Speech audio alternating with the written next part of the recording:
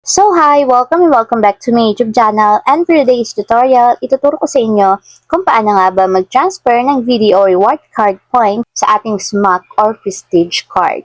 But first, kindly subscribe to my channel and don't forget to hit the subscribe button and the bell to notify you for my new updates. And if you want to learn more, just keep on watching and let's start!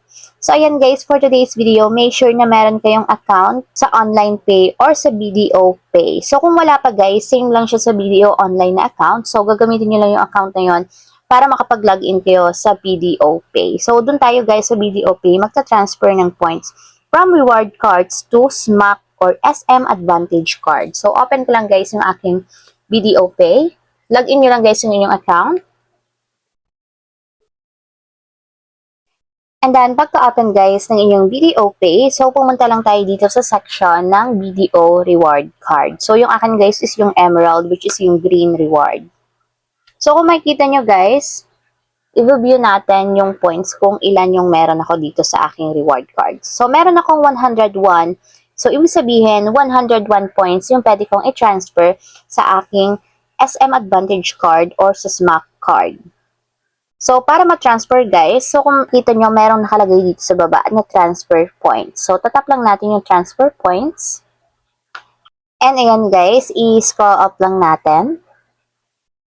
And dito guys, pipiliin lang natin kung saan natin ito transfer yung points galing sa ating reward card. So, since nga ito transfer natin siya sa SMAC Prestige, ito yung pipiliin natin guys.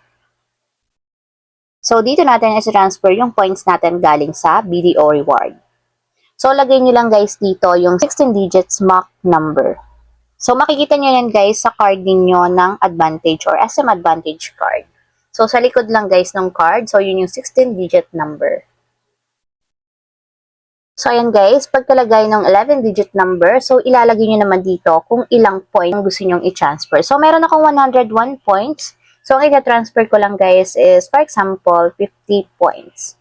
So, ang 1 peso point is equal to 1 SMAC point. So, same lang sila ng points conversion. So, ayan guys, 50 SMAC points yung ma-receive natin once na transfer natin to.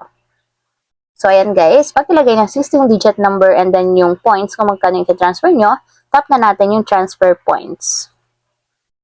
And ito yung terms and condition guys, basahin nyo lang. And dito sa pinakang dulo, itap nyo lang yung checkbox and then tap next.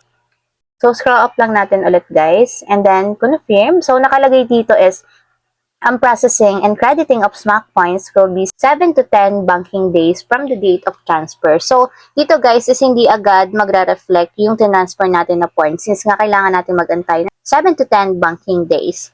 So, pinakamabilis na yung 7 days after yung ma-transfer from the day kung kailan nyo sinend yung points. So, confirm lang natin guys.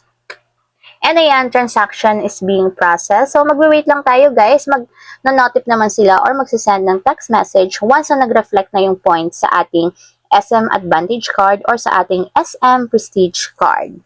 So, ito guys yung ating notification or confirmation receipt. So, we will send an acknowledgement SMS for your request. Kaso points transfer will take 7 to 10 banking days. So, ayun lang guys. Ganun lang kasimple kung paano nga ba mag-transfer ng BDO reward card points sa ating SM Advantage card or SM Advantage Prestige card. If you have a question, can you comment down below. And don't forget to hit the subscribe button and the bell to notify you for my new updates. And thank you for watching!